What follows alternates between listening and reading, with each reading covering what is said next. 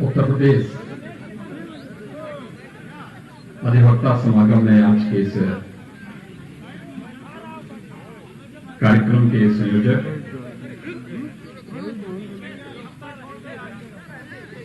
Uttar Pradesh bar council के अध्यक्ष सम्मानित श्री जानकी शरण पांडे जी, आज के इस कार्यक्रम में उपस्थित हमारे सभी माननीय जनप्रतिनिधिगण और कोविड-19 के बावजूद इस विपरीत मौसम की परिस्थिति के बावजूद यहां पर उपस्थित सभी हमारे सम्मानित अधिवक्ता भाइयों बहनों, मैं ज्ञान, आस्था और न्याय की इस धरती को कोटि कोटि नमन करता हूं और आभार व्यक्त करता हूं बार काउंसिल का और इलाहाबाद बार एसोसिएशन का, जिन्होंने आज इस अधिवक्ता समागम के माध्यम से मुझे आप सबके बीच में आने का अवसर दिया है।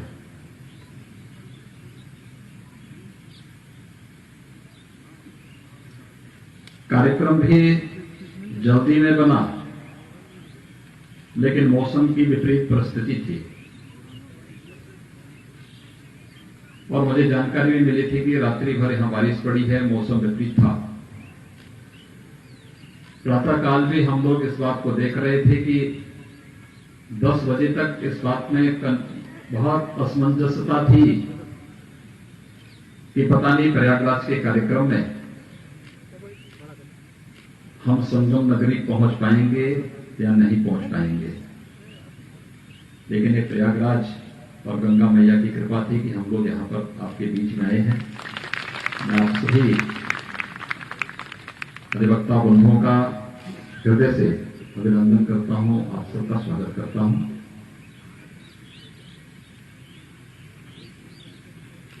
अधिवक्ता समाज, जैसे हमारे विधि और न्याय मंत्री ने कहा, ही वह एक विश्वास का प्रतीक है। जब व्यक्ति स्वप्नों से हारता है तो वह भौतिक रूप से, लौकिक रूप से एक अधिवक्ता की शरण में जाता है। यानी आपका जो ये प्रतीक है, आपका जो ये वेशभूषा है, ये विश्वास का प्रतीक है और ये विश्वसनीयता जब तक बनी रहेगी तब तक न्यायपालिका पर आम जन का विश्वास बना रहेगा और इस विश्वास को बनाए रखना हम सबका बहुत बड़ा,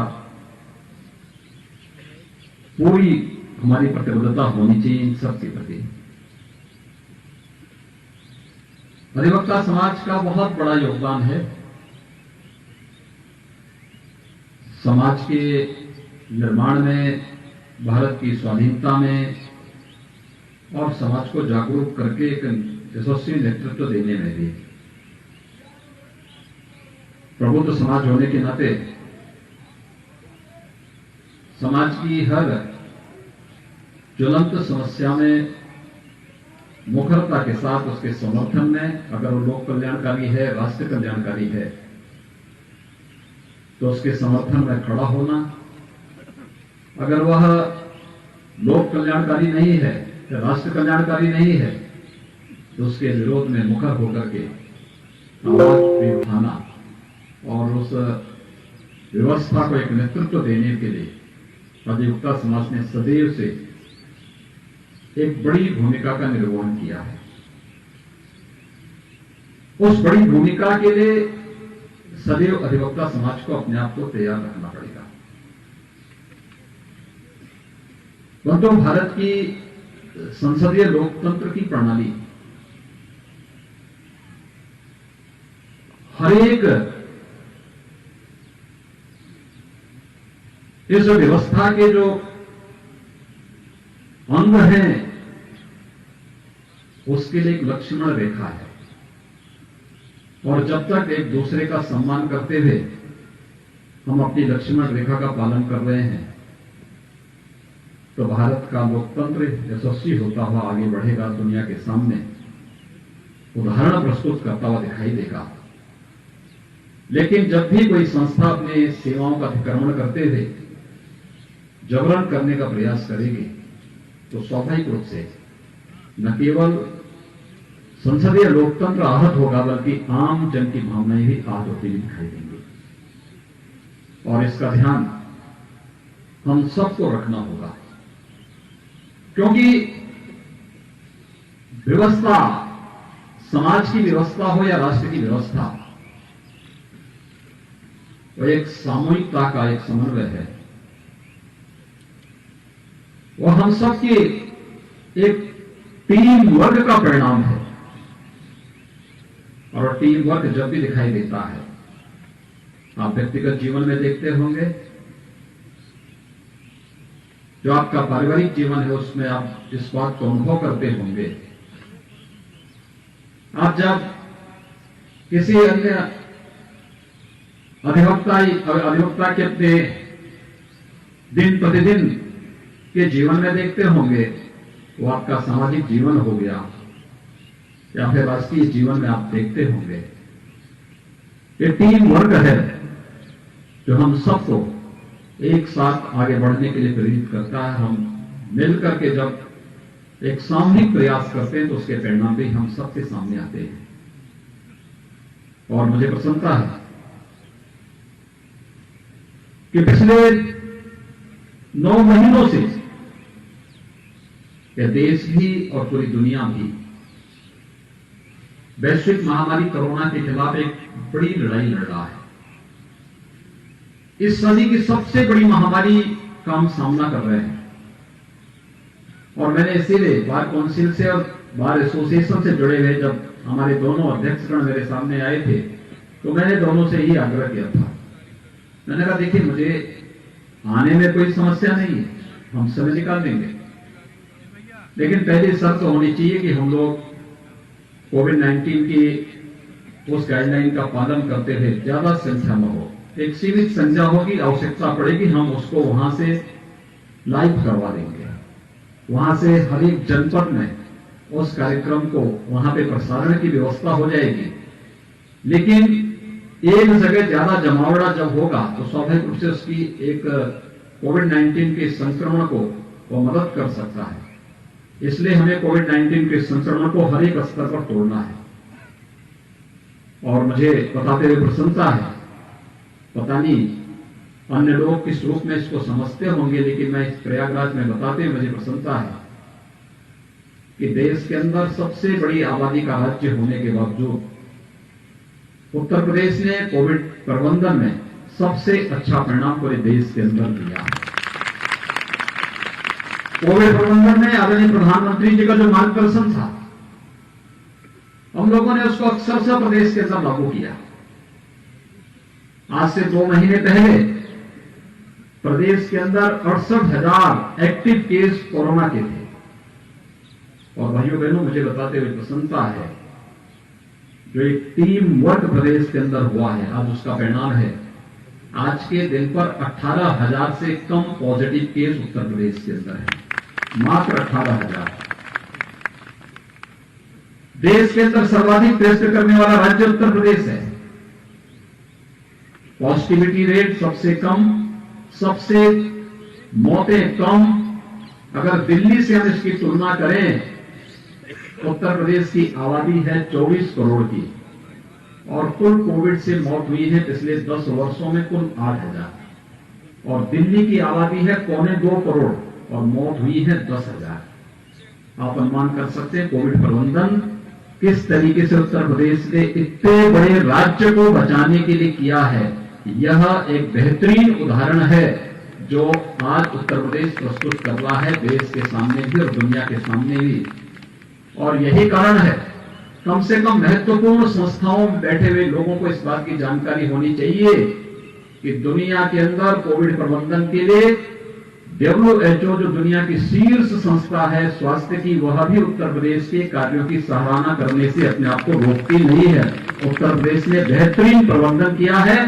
अगर जिसको ये दिखाई नहीं देता, कम से कम वो सब पब्लिक डोमेन में है, उसको देखें और उसको एक बार जानेंगे तो उन्हें बहुत कुछ नजर आ जाएगा कि उत्तर प्रदेश में कोविड प्रबंधन में क्या कुछ किया गया है। लेकिन ये सब संभव हो पाया है प्रधानमंत्री मोदी जी के मार्गदर्शन में और आप सभी लोगों के सामूहिक सहयोग और प्रयास से। अकेले सरकार कुछ नहीं कर पाती अगर हमें समाज के प्रबुद्ध जनों का सहयोग नहीं मिलता, अगर हमें एक सामान्य नागरिक, शासन की टीम काम कर रही थी, प्रशासन काम कर रहा था, हमारे स्वास्थ्य कर्मी काम कर रहे थे, हमारे स्वच्छता कर्मी काम कर रहे थे, हमारे पुलिस के जवान काम कर रहे थे, लेकिन इन सब के साथ सबसे बड़ी भूमिका थी पब्लिक की, जो उस अनुशासन के साथ जुड़ करके कार्य कर रहा था। और ये अनुशासन हमें तभी देखने को मिला था जब 22 मार्च को जनता कर्फ्यू का आयोजन किया गया था। आपने देखा होगा जनता कर्फ्यू में एक एक व्यक्ति उसमें सहभागी बना था, प्रत्येक ने सहयोग किया था और सबने संकल्प लिया था कि हम इस महामारी के खिलाफ लड़ेंगे। और मुझे लगता है इस सदी की सबसे बड़ी महामारी का सफलतापूर्वक मुकाबला आंकड़े अगर आप उठा करके देखेंगे, क्योंकि आप अधिवक्ता हैं, आपको हर एक स्तर पर न्यायपालिका में भी और न्यायपालिका के बाहर भी बहस करना पड़ता है, मुद्दों को देखना पड़ता है। और मैं चाहूंगा एक बार आकलन करिए, देखिए सामान्य दिनों में कितनी मौतें होती थी और कोविड-19 की इस महामारी के दौरान मौत के आंकड़ों में कितना परिवर्तन आया है।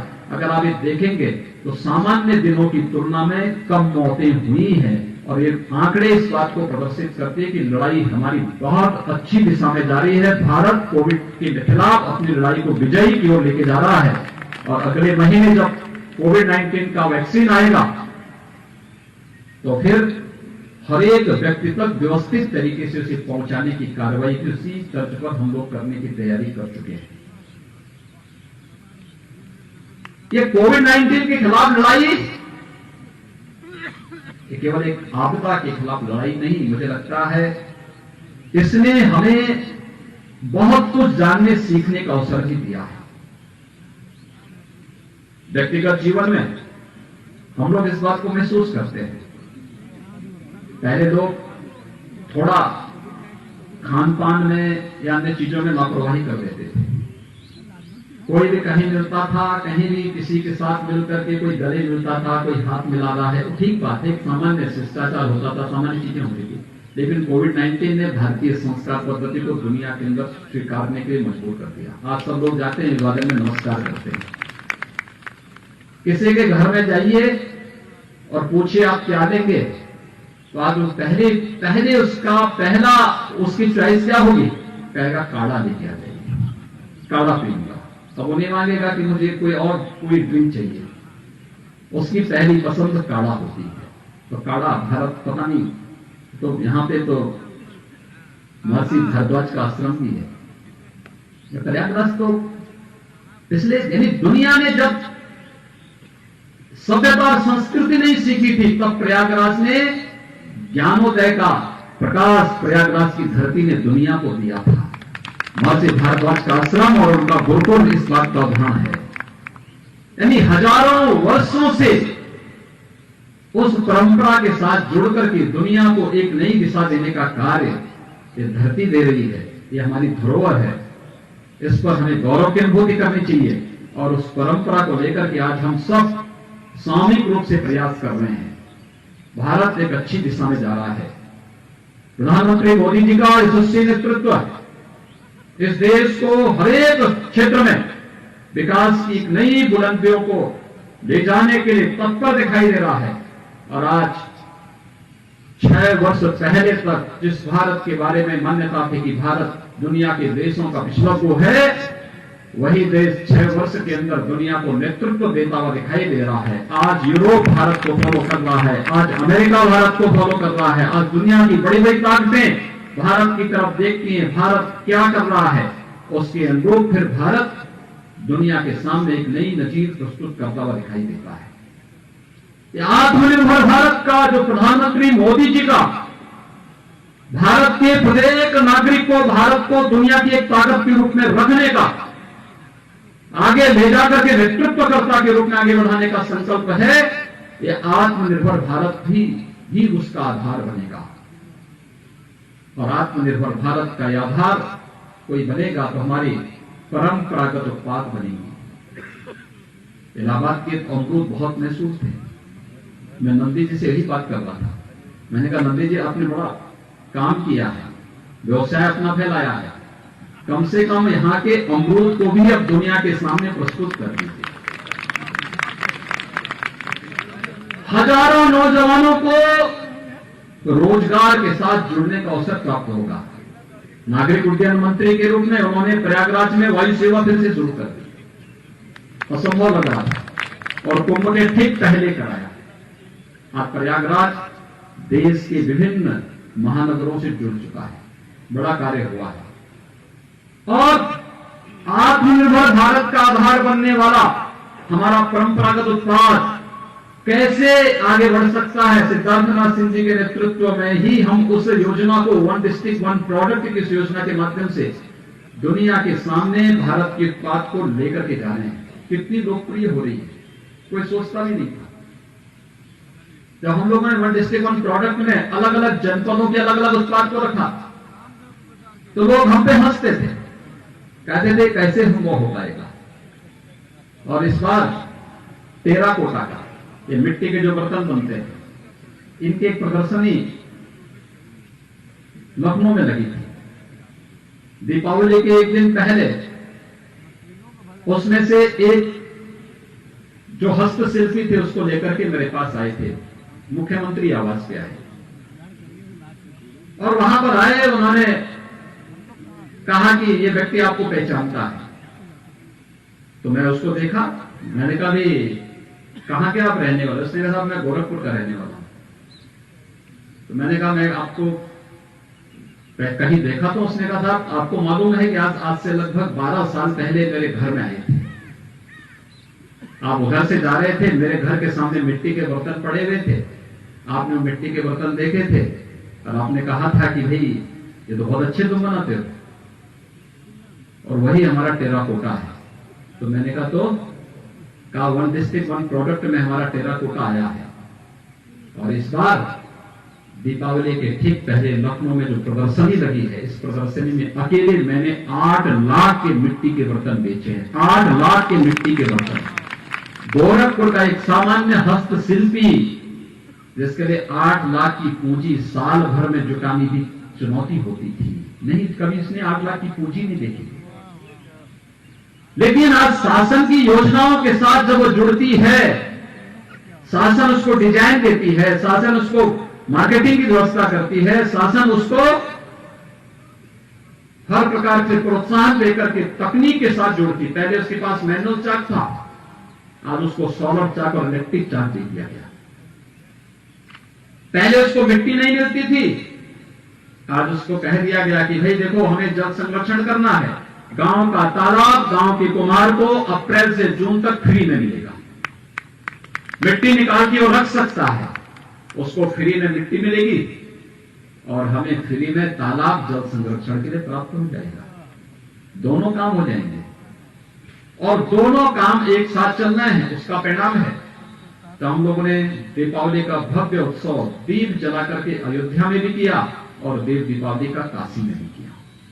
और मैंने सुना कि यहां प्रयागराज में भी देव दीपावली के अवसर पर और दीपावली के अवसर पर हर घर में मिट्टी के दीपक चले थे। यानी हमें मिट्टी के दीपक के लिए भी और गणपति और लक्ष्मी जी की मूर्ति के लिए भी चीन पे निर्भर होना पड़ रहा था। लेकिन कोरोना ने चीन को ऐसा घेरा कि चीन से वे सामान नहीं आ सकते थे और भारत का स्वाभिमान जगा। प्रधानमंत्री मोदी जी ने भारत के स्वाभिमान को जगा दिया और भारत के अंदर गांव-गांव में मिट्टी के बर्तन बनने लग गए। ये सभी कुछ यहीं मिलने लग गया। यहां की लोगों की आमदनी बढ़ी और आत्मनिर्भर भारत का आधार ये टेराकोटा बन गया। हर जनपद के अपने उत्पाद बन गए। हम अपनी चीजों को किस रूप में प्रस्तुत करना चाहते हैं, ये हम पर निर्भर करता है। और भाइयों बहनों, हम सबको उस दिशा में प्रयास करना होगा। अधिवक्ता समाज तो वैसे भी नेतृत्व करता है, समाज का नेतृत्व करता है, समाज का अंतिम तबका पे विश्वास करता है। और वह विश्वास का ही प्रतीक है कि अपने संकट के समय में वह जब सबसे थक हार जाता है तो आपके पास आता है और अपनी पीड़ा को आपके सामने रख करके फिर एक नए न्याय की आस में वह आगे बढ़ता है। तो बहुत बड़ा विश्वास है। लेकिन जब हम ही स्वयं ये मान करके चल लेंगे कि नहीं साहब हम लोग तो बहुत कमजोर हैं, हम लोग कुछ नहीं हैं, तो फिर उस बड़े तबके का क्या होगा? ये 3.5 लाख अधिवक्ता अगर हताश और निराश हो जाएगा तो 24 करोड़ जनता का क्या होगा? ये आप सबको सोचना पड़ेगा। याद रखना, भारत का एक बहुत बड़े वैज्ञानिक हुए जगदीश चंद्र बसु, उन्होंने एक प्रयोग किया था। उन्होंने कहा था कि देखिए, हर जीव और जंतु के अंदर प्राण होता है, उसकी अपनी संवेदना होती है, वो अपने चारों ओर जिस प्रकार का माहौल हम दे देंगे उसके अनुरूप चलता है, आगे बढ़ता है। उसके सामने उस प्रकार का माहौल देने की आवश्यकता है। लोग विश्वास नहीं कर रहे थे। लोगों ने कहा कैसे आप कह सकते हैं? उन्होंने अपने घर में उसका प्रयोग किया। उन्होंने अपने घर के 2 कोनों में 2 पेड़ लगाए, एक जैसे एक बीज के 2 पौधे लगा दिए।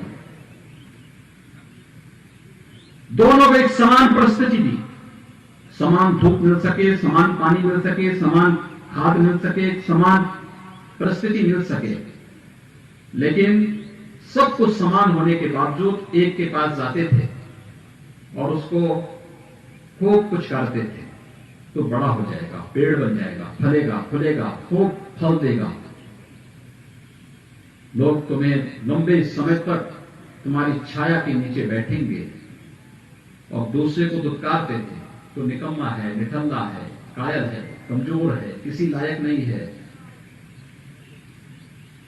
उन्होंने देखा एक समय के बाद जिसको पुचकारते थे वो फल फूल करके बड़ा पेड़ बन गया, जिसको दुत्कारते थे वह एक समय के बाद सूख गया, नष्ट हो गया, उसकी स्त्री हो गई। ये केवल पेड़ पौधों के बारे में ही सही नहीं है, इस जीव सृष्टि के बारे में। और मनुष्य जीव सृष्टि का सर्वश्रेष्ठ प्राणी है तो मनुष्य तत्व तो सबसे अधिक बैठता है। हम जैसी धारणा बना देते हैं उसके अनुरूप हम बनने लगते हैं और इसलिए हमारी सोच विराट होनी चाहिए। बिना विराट सोच के बड़ा नहीं बना जा सकता। बड़ा बनने के लिए हमें विराट सोच रखनी पड़ेगी, संकीर्णता से उभर करके हम कर सकते हैं, हम करेंगे। उत्तर प्रदेश के अंदर कोई सोचता था? बड़े बड़े लोग घबराते थे और किसी रोड से कोई माफिया गुजरता था तो बड़े बड़े लोग अपना रूप बदल देते थे। और मैंने तो देखा बहुत सारे लोगों को स्थगित हो जाती थी कार्रवाई बहुत सारी जगह पे। लेकिन आज जब उन्हीं की छाती पर बुलडोजर चलते हुए दिखाई दे रहे हैं, आप देख रहे होंगे, एक गरीब भी कह सकता है कि नहीं, इसने लूटा है, अवैध कब्जा किया है। और मैंने तो यहां के विकास प्राधिकरण से कहा है, इन माफिया और अपराधियों ने जहां पे सरकारी जमीनों पर कब्जा करके रखा हुआ है उनको मुक्त करा करके गरीबों के लिए आवास की योजना वहां बनाएंगे। कितना अच्छा लगेगा, देश देखेगा, दुनिया देखेगा। देखिए कहीं एक माफिया रहता था, आज गरीब रह रहा है। और मैंने तो गोरखपुर के विकास प्राधिकरण से भी कहा था, मैंने कहा वहां पे अलग अलग वो बनाइए, जहां भी इस माफियाओं ने कब्जा किए थे खाली करवाइए। एक आवासीय व्यवस्था अधिवक्ताओं के लिए, एक शिक्षकों के लिए, एक व्यापारियों के लिए, एक पत्रकारों के लिए, अलग अलग तबके के लिए अलग अलग दे दीजिए और नो लॉस नो प्रॉफिट पर दीजिए। और मैं चाहूंगा प्रयागराज विकास प्राधिकरण जो ये मांग आई है, अलग अलग प्लॉट में देकर के मल्टी स्टोरी बिल्डिंग बना करके दे, अच्छे आवासीय सुविधा दे, नो लॉस नो प्रॉफिट। मुझे लगता है हर एक अधिवक्ता भी खुश होगा, पत्रकार भी खुश होगा, शिक्षक भी खुश होगा, समाज का हर एक तबका खड़ा होगा, एक मॉडल बनेगा वो आवासीय सुविधा का। क्योंकि समाज का एक दबंग व्यक्ति जो केवल उस कीट की तरह समाज का खून चूस करके स्वयं तो वह हृष्ट पुष्ट होना चाहता है, लेकिन समाज को रोगाणु बनाना चाहता है। जब उसके खिलाफ एक बड़ी लड़ाई हम लोग लड़ते हैं, तो स्वाभाविक रूप से उस लड़ाई के खिलाफ हम सबको, समाज को एकजुट होकर के अपने साथ जोड़ना पड़ेगा, और उस जुड़ाव में हम सबको इस बात को तय करना पड़ेगा। और मैं चाहूंगा प्रयागराज विकास प्राधिकरण ने, नगर निगम ने मिलकर के एक अच्छी पहल को आगे बढ़ाया है, यहां के जिला प्रशासन ने अच्छी पहल को आगे बढ़ाया है। कुछ ऐसे मॉडल खड़ा करिए आवासीय उसकी, इन अधिवक्ता बंधुओं को मांग करने की आवश्यकता ही नहीं पड़नी चाहिए। एक कार्यक्रम स्वतः स्फूर्त भाव के साथ आगे चलने चाहिए, स्कीम निकालिए। और कुछ चीजें ऐसी हैं जहां पे उनसे मुनाफा उनसे मत कमाइए, उसको नो लॉस नो प्रॉफिट पर ही दे दीजिए। मुझे लगता है कि कम से कम अधिवक्ता की जमीन पर तो अब कोई माफिया कब्जा करने का दुस्साहस नहीं कर पाएगा अगर आवास आप इनको बना के देंगे। कुछ तो करना पड़ेगा। आज उत्तर प्रदेश के अंदर, मैं पश्चिमी उत्तर प्रदेश में जाता हूं, वहां की माताएं बहुत खुश होती हैं और कहती हैं कि नहीं, हम तो एकदम साथ में हैं। मैंने कहा कैसे? तो उन्होंने कहा देखिए, अब तो पूरी तरह सुरक्षित, सारी माफिया भाग चुके हैं। बहुत सारे कॉलोनी वहां पे, जो बहुत सारे कस्बे ऐसे जो खाली हो रहे थे, आज फिर से आबाद हो गए। एक माहौल देना शासन का काम है, क्योंकि रूल ऑफ लॉ यह हम सबका नैतिक दायित्व बनता है कि हम उस प्रकार की व्यवस्था दें, और रूल ऑफ लॉ में आपकी बहुत बड़ी भूमिका है। उस भूमिका के लिए मैं आप सबको बहुत आग्रह के साथ आमंत्रित करता हूं। केंद्र और प्रदेश सरकार बिना भेदभाव के शासन की योजनाओं को दे रही है, बिना भेदभाव के, किसी के साथ कोई भेदभाव नहीं। अब याद करिए, जब जनधन अकाउंट खुले थे, क्या किसी की जाति, किसी का मत और किसी का मजहब देख के खुला? नहीं, सभी को दिया। हर एक का अकाउंट खुलेगा, उसमें क्रेडिट की सुविधा सबको दे दी गई, हर एक व्यक्ति को उसका लाभ दिया गया। और याद करिए, अगर जनधन अकाउंट नहीं होते, क्या कोविड-19 के दौरान, कोरोना कालखंड के दौरान, लॉकडाउन के दौरान उन गरीबों के पास क्या हम पैसा भेज पाते? हम अपने लेखपाल को, अपने कर्मचारियों को डोर स्टेप डिलीवरी में लगाते कि घर घर पैसा बांटने में लगाते? नहीं हो पाता, अव्यवस्था फैल जाती। लेकिन तकनीक और टीम वर्क, ये दोनों एक साथ होने लग जाएंगे, बेहतर परिणाम आ सकते हैं। आवास दिए गए। उत्तर प्रदेश में हम लोगों ने अब तक 30 लाख गरीबों को एक एक आवास उपलब्ध कराया है प्रधानमंत्री आवास योजना में, और 5 लाख लोगों का तैयार है। जिस दिन समय देंगे उसी दिन एक क्लिक करके 5 लाख लोगों के आवास के पैसे उनके अकाउंट में पहुंच जाएंगे। ये जिन लोगों को सुविधा मिल रही है, कोई नहीं कह सकता, कोई गरीब कभी नहीं कह सकता कि भेदभाव हुआ है किसी का चेहरा देख करके। और जिस सूची के आधार पर दिया जा रहा है, ये 2012 की एसईसीसी की सूची है। ये सूची तब न मोदी जी प्रधानमंत्री थे, तब न मैं मुख्यमंत्री था। उस सूची, जो सूची बनी थी पिछली सरकारों के समय, उसी सूची को ध्यान में रख करके हमें सारी की सारी योजनाएं उपलब्ध करा रहे हैं। जब बिजली का कनेक्शन उपलब्ध करा रहे हैं, उत्तर प्रदेश में 1,24,00,000 लोगों को हमने बिजली का कनेक्शन दिया कि किसी जाति, किसी का चेहरा देख करके नहीं, वह जरूरतमंद है, उसको मिलना चाहिए। लॉकडाउन के दौरान इसी प्रयागराज में 15,000 प्रतियोगी छात्र फंसे हुए थे। कैसे होगा? हमने कहा, मुझे याद आ गया था, प्रयागराज कुंभ के समय हमने 5,000 बसेस खरीदी थी। मैंने कहा सब बसेज हैं, भेजो इन बसों को और इन बच्चों को उनके घर तक पहुंचा दो। और जब घर पहुंचेंगे तब मैं इनसे बात करूंगा कि देखो भाई 21 दिन तक आपको अपने घर में क्वारंटीन में रहना है। सभी ने माना। कोटा में फंसे हुए हमारे बच्चे, लोग कहते थे हम नहीं लाएंगे। मैंने कहा भाई हम तो लाएंगे। हमने सभी बसेज भेजी, एक साथ सभी 14,000 बच्चों को वहां से ला करके जब हम लोग उनके घरों तक पहुंचा दिए, तब अन्य राज्य सरकारें हमसे कहने लगी हमारे बच्चे भी फंसे हैं, आप अगर बस उपलब्ध करा देंगे तो। मैंने कहा ये बस उत्तर प्रदेश के लिए करने की इच्छा शक्ति होनी चाहिए, और इच्छा शक्ति ही है आज जिसका परिणाम है कि हम सब आपके सामने आकर के प्रयागराज कुंभ को दुनिया की एक अमूर्त सांस्कृतिक धरोहर के रूप में प्रस्तुत कर देते हैं। भाइयों बहनों, आप तो प्रयागराज से आपका संबंध किसी का दशकों से होगा, किसी का वर्षों से होगा। कुंभ का मतलब क्या मान लिया था हम लोगों ने? जहां भगदड़ होगी, गंदगी को उसका पर्याय बना दिया था, अव्यवस्था को हमने अपनी नियति मान लिया था। लेकिन प्रयागराज का कुंभ भी इस पूरी स्थिति की कायाकल्प कर देगा। पहला उदाहरण तो ये प्रस्तुत हुआ है, प्रयागराज कुंभ ने पूरी प्रयागराज स्थिति की कायाकल्प कर दी। तो ठीक है, मैं धन्यवाद दूंगा प्रयागराज के लोगों को, असीम सहनशीलता का परिचय दिया, तोड़ फोड़ हुई, एक भी परिवार कंपनसेशन के लिए नहीं आया। सबने कहा कि नहीं, प्रयागराज की कायाकल्प होना चाहिए। मुझे असीम प्रसन्नता हुई जब हम लोगों ने महर्षि भारद्वाज के आश्रम और वहां पर उनकी भव्य प्रतिमा को देखा। आज से हजारों वर्ष पहले अतीत की यादों को ताजा कर देती है घटना कि आज से 10,000 वर्ष पहले जिस महापुरुष ने इस प्रयागराज की धरती में साधना करके इस पूरी धरती को पवित्र किया था, कम से कम इन हजारों वर्षों में न जाने कितने कुंभ के आयोजन हुए होंगे। भारद्वाज ऋषि को कोई याद नहीं कर पाया, लेकिन हमें सौभाग्य मिला कि हम उनकी भव्य प्रतिमा लगा सकें, और उनकी भव्य प्रतिमा प्रति प्रयागराज के उनके आश्रम में लगती हुई दिखाई दी।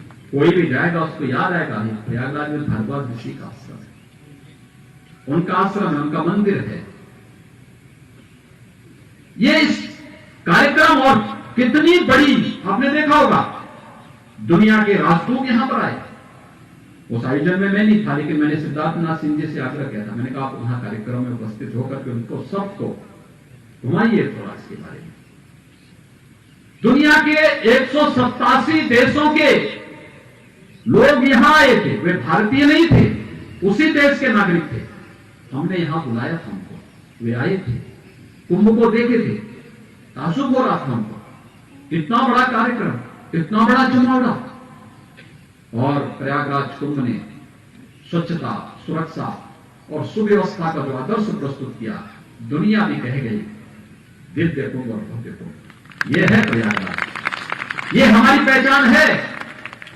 और अपनी बातों को, अपनी परंपरा को, अपनी विरासत को हम किस रूप में प्रस्तुत करना चाहते हैं, हम पर निर्भर करता है।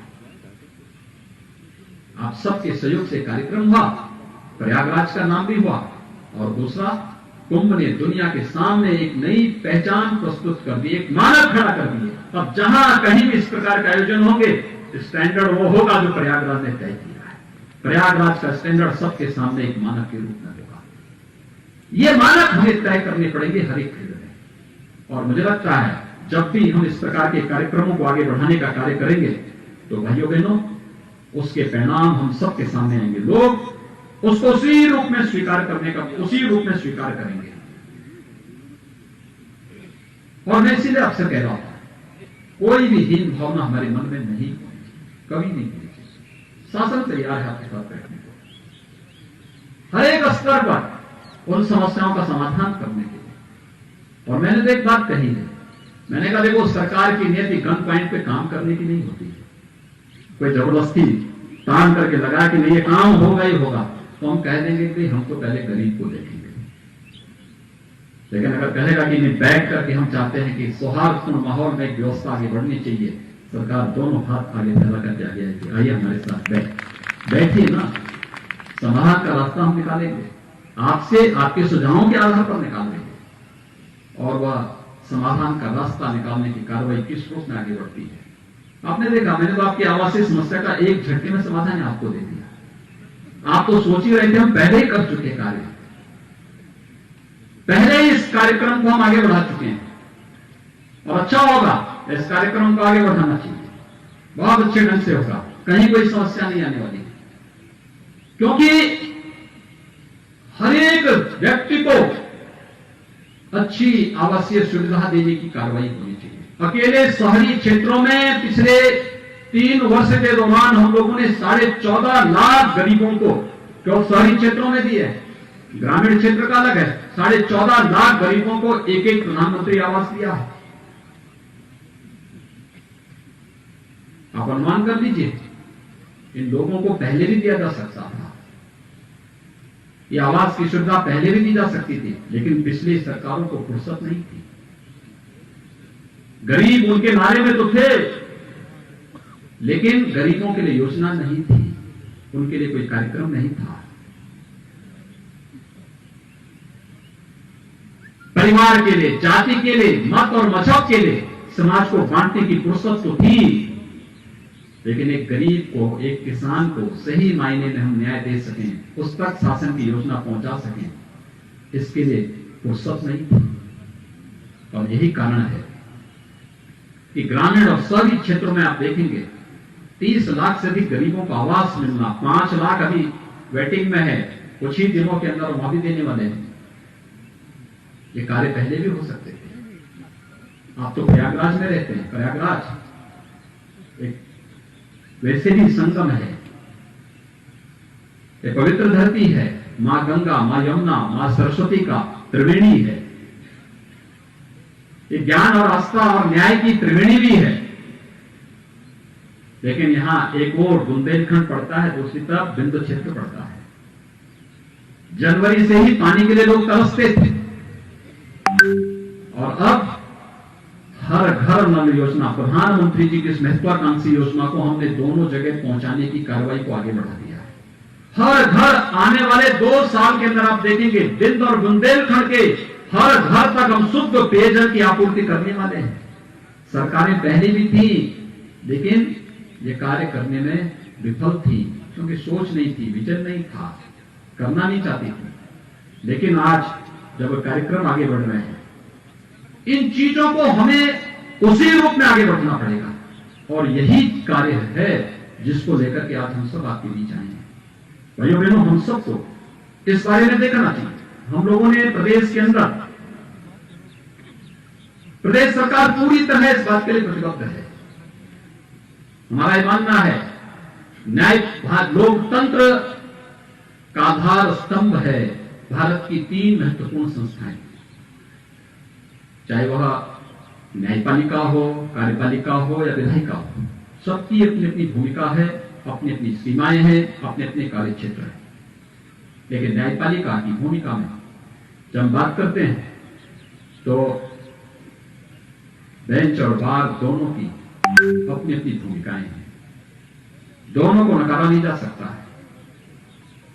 वादकारी का हित हमारे लिए सर्वोच्च होता है, और वादकारी का हित अगर आपके लिए सर्वोच्च है तो हमारे लिए भी सर्वोच्च इसलिए है क्योंकि न्याय पाने वाला व्यक्ति समाज के अंतिम पायदान पर बैठा हुआ व्यक्ति है। जब वह न्याय पाता है तो न्याय पाने के साथ ही वह व्यक्ति व्यवस्था के साथ अपनी का सामंजस्य भी दिखाता है। हमारे लिए आसान होता है अगर न्याय जितना सहज सरल हो जाए, उस तक पहुंच जाए, वह व्यवस्था के साथ अपनी प्रतिभा और अपनी ऊर्जा का लाभ उतनी मजबूती के साथ देता है।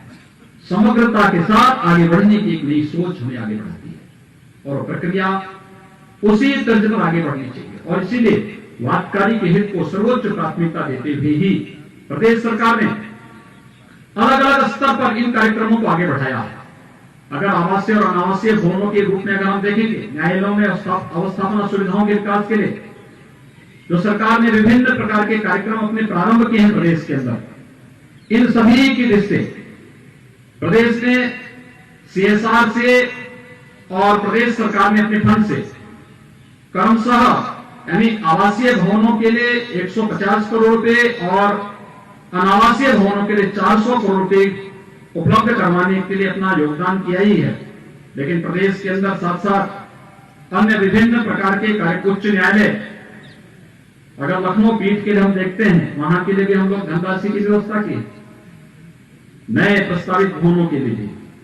और प्रदेश के अंदर चाहे वह न्यायालय भवनों के निर्माणों के लिए भी हमने आने वाले समय में भी जनपद स्तर पर या फिर प्रयागराज में भी मुझे तो बताते हुए प्रसन्नता है, जो यहां पे सिद्धार्थनाथ सिंह जी ने भी कहा पहले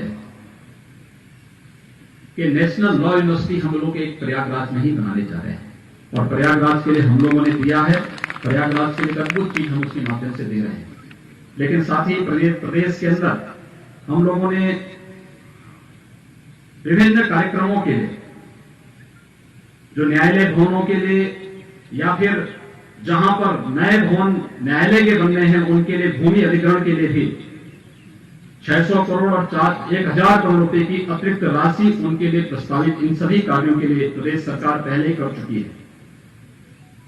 अभी प्रदेश के अंदर यहां पर जो हमारे बार काउंसिल के माननीय अध्यक्ष कह रहे थे कि यहां पर हम लोगों ने न केवल न्यायिक अधिकारियों के आवास के लिए व्यवस्था दी है, उसके लिए धनराशि अवमुक्त की है, लेकिन साथ साथ अधिवक्ताओं के चैम्बर और मल्टी लेवल पार्किंग की एक बेहतरीन व्यवस्था हाईकोर्ट के पास सरकार दे रही है, और बड़ी राशि सरकार ने उसके लिए स्वीकृत की है, जिसमें लगभग 600 करोड़ रुपए की राशि सरकार खर्च करने जा रही है, जिसमें अच्छे चैम्बर उसके माध्यम से बनेंगे।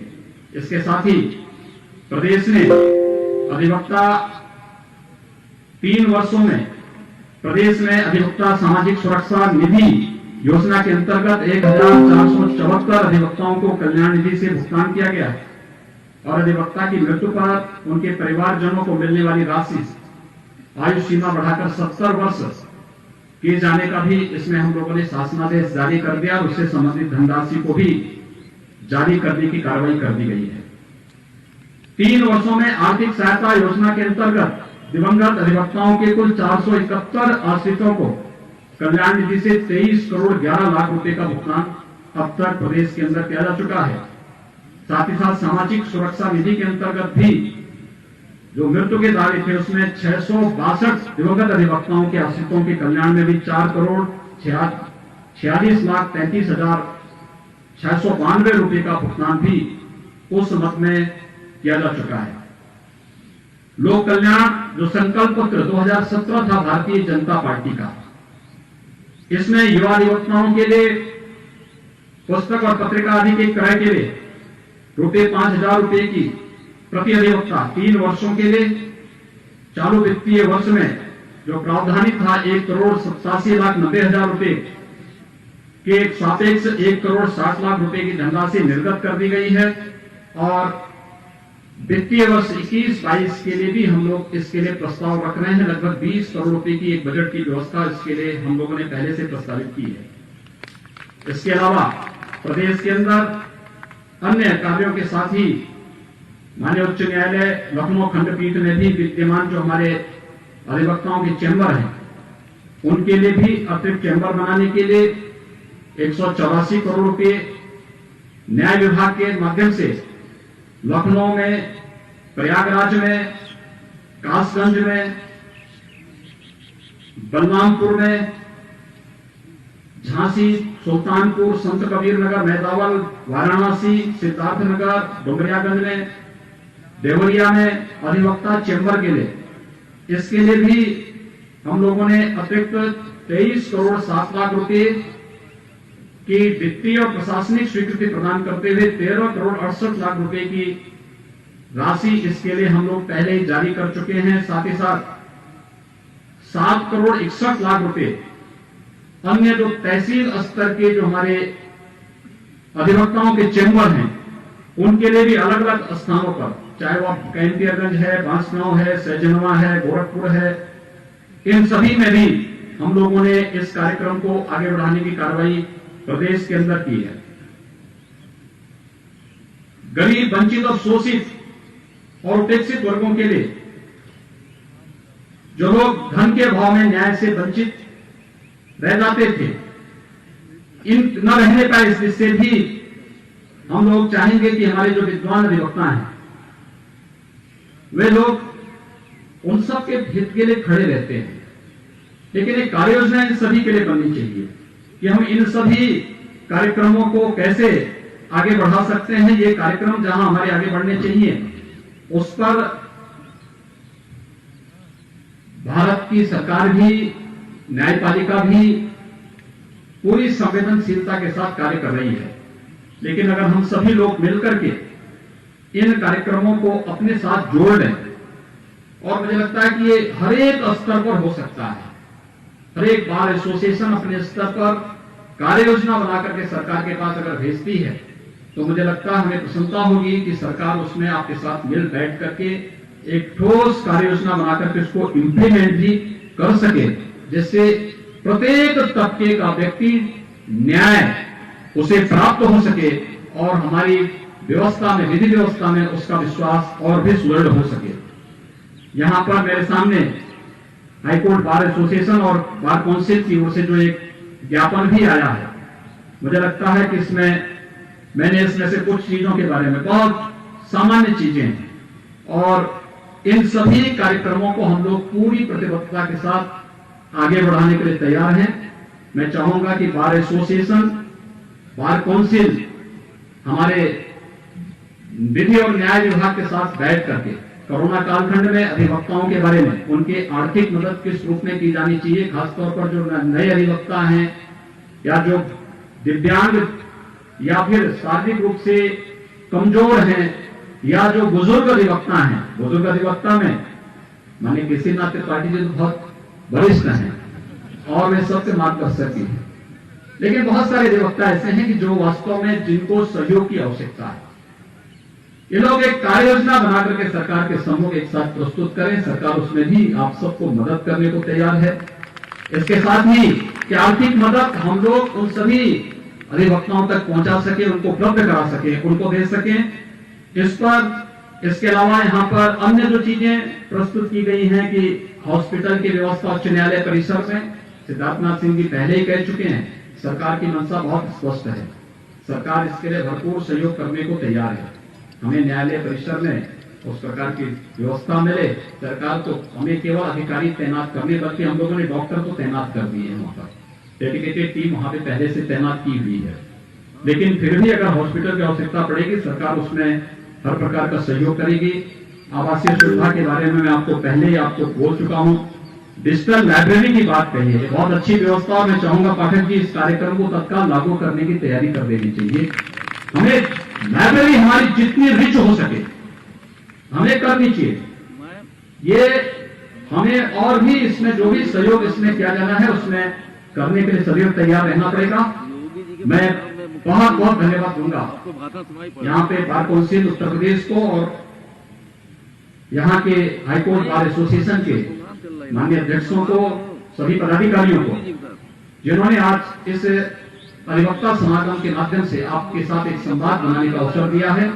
मैं आप सबको इस बात के लिए आश्वस्त करता हूं कि आपके साथ मिलकर के एक टीम वर्क के साथ न केवल वादकारियों की समस्याओं के समाधान के लिए संवेदनशीलता के साथ हम काम करेंगे, बल्कि अधिवक्ता समाज से जुड़ी हुई समस्याओं के समाधान के लिए सरकार सदैव आपके साथ खड़ी रहेगी। हमारा न्याय और विधि विभाग आपके साथ कदम से कदम मिला करके तैयार रहेगा और उनके द्वारा प्रस्तुत किए जाने वाले प्रत्येक प्रस्ताव के साथ सरकार उनके साथ पूरी संवेदनशीलता के साथ, पूरी प्रतिबद्धता के साथ कार्य करेगी।